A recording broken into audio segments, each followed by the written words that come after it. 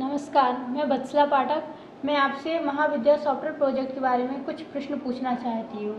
महाविद्या software project के पीछे प्रेरणा स्रोत कौन है? इस प्रोजेक्ट के पीछे जो प्रेरणा स्रोत है वो मेरे गुरुजी हैं, श्री राम प्रताप परमहंस, जो गरुड़ चेट्टी ऋषिकेश में रहते हैं। मैं तो संन्यास लेने के लिए चला गया था बैंक की नौकरी छोड़ के। तो उन्होंने मुझसे ये कहा कि तुम अभी संन्यास मत लो, और जो तुम्हारे पास नॉलेज है, सर्टिफिकेशंस हैं, जो ज्ञान है, उसका जो बेनिफिट है वो समाज को दो। और भारत का जो शिक्षा स्तर है वो काफ़ी गिरा हुआ है, इस शिक्षा स्तर को उठाओ, और जब अपने कार्य को पूर्ण कर लो तब मेरे पास आना, मैं तुम्हें संन्यास दीक्षा दूंगा। तो एक तो हुई ये बात। दूसरी बात यह है कि स्वामी विवेकानंद को श्रुतिधर कहते थे कुछ लोग। वो कुछ ही मिनटों में मोटी से मोटी किताब पढ़ लिया करते थे और उन्हें याद भी रहती थी। जब वो विदेश गए, उनके जो शिष्य बने, उन लोगों को उन्होंने ये विद्या सिखाई। तो अमेरिका, यूरोप, इंग्लैंड में उन लोगों ने क्या किया, उसको संजो के रखा, उसको प्रैक्टिस की, और आज स्पीड रीडिंग की जो टेक्निक्स हैं वो यूएसए में, यूके में, यूरोप में काफ़ी डेवलप हो चुकी हैं। लेकिन जब वो भारत में आए और उन्होंने ये विद्या सिखानी चाहिए लोगों को, तो लोग बोले कि आप तो कायस्थ हैं, और अब क्या इतने बुरे दिन आ गए कि हमें कायस्थ से सीखनी पड़ेंगी ये बातें। तो उस समय का जो ब्राह्मण समाज था और जो समाज का जो ढांचा था, उन्होंने उस विद्या को स्वीकार नहीं किया। तो उनके मन में एक बात रह गई थी कि काश ये विद्या मैं लोगों को सिखा पाता, तो अपने भारत का जो शिक्षक वर्ग है, जो शिक्षण व्यवस्था है, और जो छात्र हैं, वो जो सीखने की प्रक्रिया वो सुदृढ़ हो जाती, उनका मानसिक बल बढ़ता। तो स्वामी विवेकानंद हुए, गुरुजी हुए श्री रामकृष्ण परमहंस, और जो मेरे गुरु हैं श्री राम प्रताप परमहंस गरुड़ चेट्टी में, ये प्रेरणा के स्रोत हैं। महाविद्या सॉफ्टवेयर प्रोजेक्ट क्या है? विवेकानंद के एक मित्र थे, जब वो अमेरिका गए, निकोला टेस्ला, जो कि एक महान विचारक, चिंतक थे, वैज्ञानिक थे। उन्होंने कुछ शोध ऐसे किए थे जैसे जो ऊर्जा है उसको मुफ्त में पूरे विश्व में दी जा सकती है, बिना किसी कॉस्ट के, बिना किसी खर्च के, और बिना किसी प्रदूषण के। तो एक मन में एक विचार आया कि क्यों ना एक स्पीड रीडिंग का सॉफ्टवेयर बनाया जाए जो कि free and open source system पर आधारित हो। और इस सॉफ्टवेयर को बनाने के लिए पूरे भारत के जो लोग हैं, सॉफ्टवेयर डेवलपर्स हैं, कम्युनिटी है, जो छात्र हैं, जो शिक्षक हैं, इनको एक साथ जोड़ा जाए। तो कोई ये ना कहे कि ये सॉफ्टवेयर दीपक द्विवेदी ने बनाया है या महाविद्या फाउंडेशन ने बनाया है, ये पूरे भारतवासियों ने बनाया है।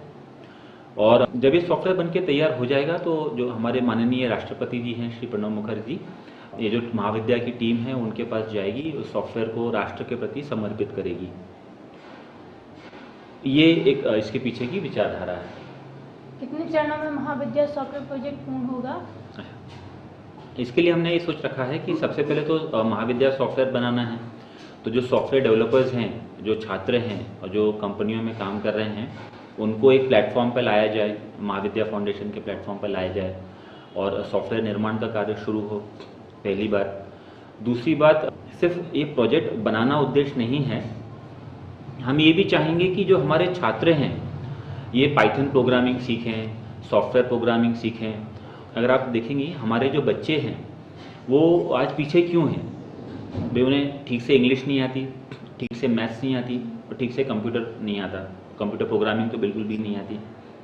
तो महाविद्या सॉफ्टवेयर को बेस बनाते हुए हमारी एक प्रयास होगा कि पूरे देश के जो बच्चे हैं उनको उन्हीं की भाषा में सॉफ्टवेयर प्रोग्रामिंग की टेक्निक्स वगैरह सिखाई जाएँ। तो ये हो गया एक दूसरा चरण।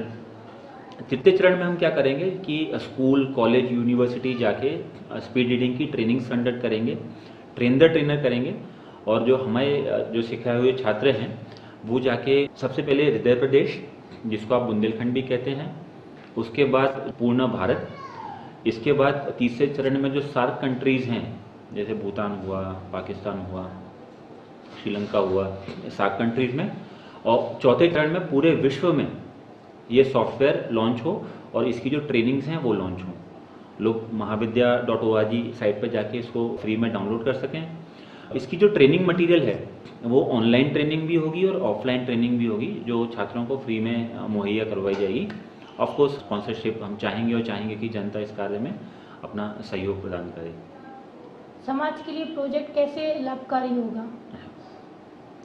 पहली चीज़ तो आप ये देखिए कि जब एक बच्चा एक किताब पढ़ता है, मान लीजिए आप एक 100 पेज की किताब है और एक बच्चा उस किताब को 4 घंटे में पढ़ता है और स्पीड रीडिंग की टेक्निक यूज़ करके एक महीने भर में वो 1 घंटे में पढ़ने लगे, तो उसके पास 3 घंटे बचते हैं। तो या तो वो 3 नई किताबें पढ़ सकता है या उसी किताब को 4 बार पढ़ सकता है, 4 घंटे में 4 बार पढ़ सकता है, या 2 किताबें 2 बार पढ़ सकता है। तो ना सिर्फ बच्चे की नॉलेज बढ़ेगी, मेहनत कम होगी, थकान कम होगी, मानसिक शारीरिक थकान कम होगी और लोगों की सोचने की क्षमता बढ़ेगी, जिसको हम कहते हैं क्रिएटिविटी और इनोवेशन, वो हमारे देश में कल्चर जो है वो डेवलप होगा। धन्यवाद। थैंक यू, धन्यवाद।